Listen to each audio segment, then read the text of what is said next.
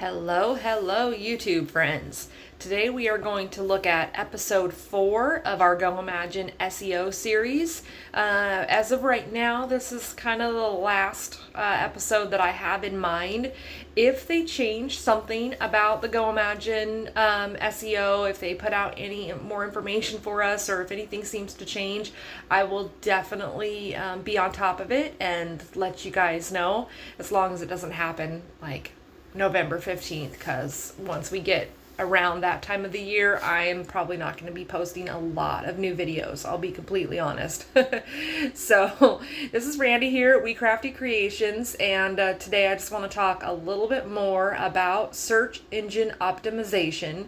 If you haven't seen the other videos, I do recommend going back and checking those out first. I have 3 other videos specifically about Goimagine SEO that have come out in the last month or so. I do probably have some things that touch on that subject earlier on, but those are like a year or more older. But these more recent ones really go over a lot, and I think it's really helpful for a lot of people. So far I've been getting a lot of comments that it's really been helping out, so that is my recommendation. Today I just wanted to talk a little bit about thinking like a buyer. Getting into the shopper's mind. It's kind of hard to unknow what we know as sellers. We know how things work. We kind of know the inner workings a little bit more, and we just have a different perspective being a seller. When I shop for things, I'm looking for something that maybe the average buyer might not be looking for. And I'm more detailed in my search right away. Generally, when a shopper is shopping for the first time, unless they know what they want, they might be very vague about what they're looking for. So if I'm looking for a Christmas gift for my 5-year-old grandson, then I might just type in here, gift for young boy. And that would be something, and you can see there's like gift for toddler girl was another example there. So people are just kind of searching for something more vague like that. But then as I'm scrolling, I might see all these cute dinosaurs, and I might be like, oh my gosh, and plus there's like no results here, to kind of go off of. So I'm not going to be satisfied with this search. I'm not going to buy something based on gift for young boy, most likely. So then if I do dinosaur gift for kids, I'm probably going to get a little bit more results, and I'm going to get more specifically the types of things that I might be wanting to get. So they have these cute little banks, they have the puzzles, they have the crocheted stuff, so they have a lot more nightlight, and these are all things that you would potentially get for a gift for a kid for dinosaur themed type gift. But I might go further from here as just an average shopper, and then I'm like, oh my gosh, I really like this little dinosaur guy here. There's 3 rattles, and then there's this one little dinosaur guy that's really cute. So let me just look up dinosaur crochet, and I might look up crochet dinosaur. I might spell it wrong. All of those things can happen if I am an average shopper. But as you can see, different things pop up when I look up dinosaur crochet that were not in the original search when I looked for dinosaur gift for kids, which means that this person right here maybe didn't put all of those words somewhere within their tags and titles.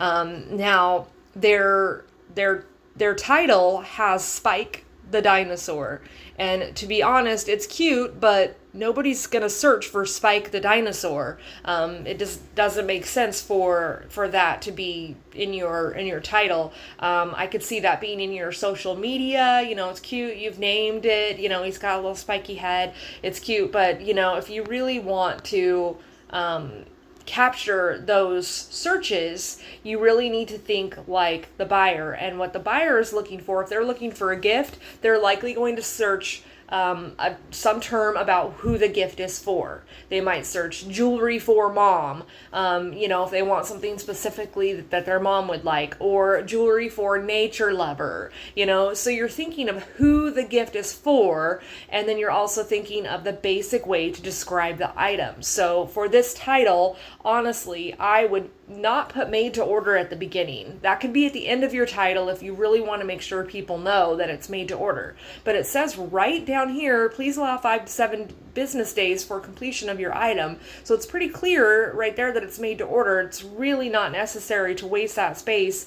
And the beginning of your title is the most important part of your title. If this shows up on Google, in a Google search, it's probably going to say made to order spike the, and then it's going to cut off the dinosaur, and you're not even going to see the word dinosaur. And then the photo is long and, it's tall, and it shouldn't be that way. It should be closer to a square. It's actually, the way that Goimagine shows it. So it cuts off the bottom on the top. So it's a little bit harder to even tell in that photo that it was a dinosaur. So that's just something that you need to keep in mind when you're selling. You look at this picture down here and you just see part of, the middle of this dinosaur, and then their name of their company really bright across the top of it, which is kind of distracting. And then you see Walter the dinosaur up here, handmade by Penny, and he is, the focal point. He is the right size. He fills the space, doesn't get cut off, but isn't too small. And, he isn't distracted by other things. So that's really going to be your goal when you're doing this, because it's not just about somebody finding your item. It's about them wanting to click on it when they have a list of items here. And so that was dinosaur crochet. And if I don't really like those options, let's say, that I kind of like Walter, but I don't really like and once again, Walter the dinosaur, that's the title of it, instead of saying crochet dinosaur. It's cute, but you don't really need to add cute stuff into your title, because nobody's going to buy that based on that. I mean, it could be in your description. I personally don't think it needs to be there. It's not going to hurt it that much, but if you want them to know how it's made or something else about it, then you want that stuff to be in there. The word crochet should be in there somewhere, or amaguri, or whatever that word is that people use, words that people are going to be looking for. I also wanted to point out, I didn't even notice before this third one here with all these little circles, but now that I'm looking at it more, it's patterns. So that photo just makes it really unclear of what it is, but it's patterns anyway, so it's not what I want. But, and this dinosaur hat's really cute. If I might change my mind as I'm looking. Was thinking I wanted to get a little character, but then I'm like, oh, he would love that little hat, you know what I mean? And I might start looking at something else. So let's just go back in here and do crochet dinosaur. And this is not something that a lot of buyers are going to do. They're not going to go back and reword it. So you want to be found for more things so they don't have to keep looking to try to find your thing, if that makes sense. So let's see. It's going a little bit slow. Let's see if we get any different results. And the thing is we're not getting any different results anyway. There's just not a lot of crochet dinosaurs on Goimagine. And this is where, if you have something that might kind of fall into this category, you might consider putting dinosaur in your title or your tags. Most probably more your tags if it's definitely on a dinosaur. But let's say it was a dragon.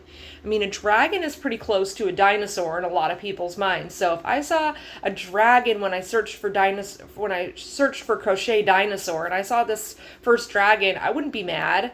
I wouldn't think that was like, oh, that just definitely doesn't belong there. So don't feel like you have to stick to exactly what your item is if it's close to something else that people might be searching for. So, I mean, I've got dragon in here, and I've got all these mushrooms. That's not really a dragon. This little purple guy is interesting, and he could fall under dinosaur or dragon. He's just kind of a, in my opinion, a make-believe creature. I don't know.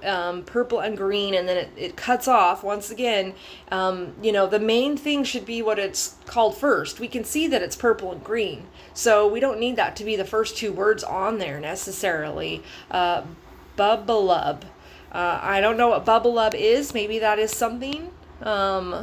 This little fantasy creature's a Bubblub, and it's just waiting to make your acquaintance. So this literally sounds like it's not a real thing. It's just something that the maker created, a name for it that they created. So I would say it would be really good to put in the tags something about dinosaur or dragon or fantasy or something like that, and it might already have something like that in there. I don't know, but and it's got the other spelling of crochet. I think there's more than one spelling of crochet, so that could be a little bit of an issue that you want to make sure you have both spellings if that's the case.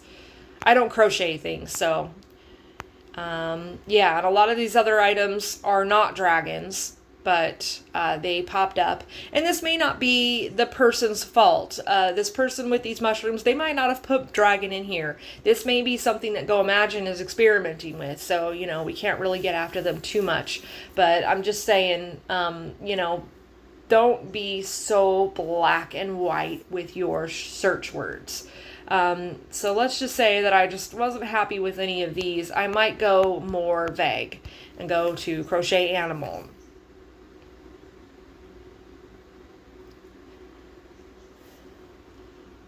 And then from there, I might see something else that I really like. See, and here's this platypus. Isn't a platypus? Maybe I'm wrong. I thought platypus was kind of an animal that's been around for a really, really long time and is slightly related to dragons. Maybe I'm just being silly, but but just saying, you might be able to get it in here. We've got a lot of llamas, and it's clearly all the same place. Stitchy Fruit, can you make something other than llamas? Do people like llamas that much?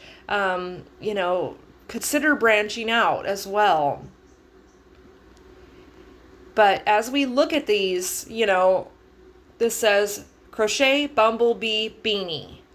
Those are all the most important words that you need to know. And these llamas, agender, pride, llama. It's got 3 important words there. But then we've got blue-haired, crocheted, and then it cuts off the, I don't even remember what these animals are called. Hedgehog. So it cuts off the word hedgehog right there. So I would say crocheted hedgehog, comma, blue-haired, and then maybe hedge space hog, if people might spell it differently, and it's okay to have 6 words in your title. It's not a problem, but make sure those first 3 or 4 words that are going to show up when someone's searching, it's going to tell you that, because someone might just not really realize what it is and skip right over it, and that might be the thing they actually wanted. There's a lot of really cute hedgehogs in here, but once again, the hedgehog cuts off the word. Now we are searching in mobile, so it is cutting off quite a bit early. It's not necessarily going to cut off that early otherwise. I really like this cat. That's cute. But yeah, I might be searching through here and I might see something different that catches my eye, like these Cthulhu little guys. That's a cute crochet thing for a boy. This little pumpkin one's really cute. So I'm going to get other ideas potentially, and I might search even further. But the point of the whole practice is just to try to get into the mind of the buyer. Think about what they would be searching for. I really think it's interesting how all of these makers are putting in the name of their animal. Henry the Hedgehog, Tap the Siamese Cat, Henry the Hippo, and it seems like a lot of them are named Henry. But it's like not... It's not a problem, but you're wasting space for something no one's ever going to search for Henry the Hippo.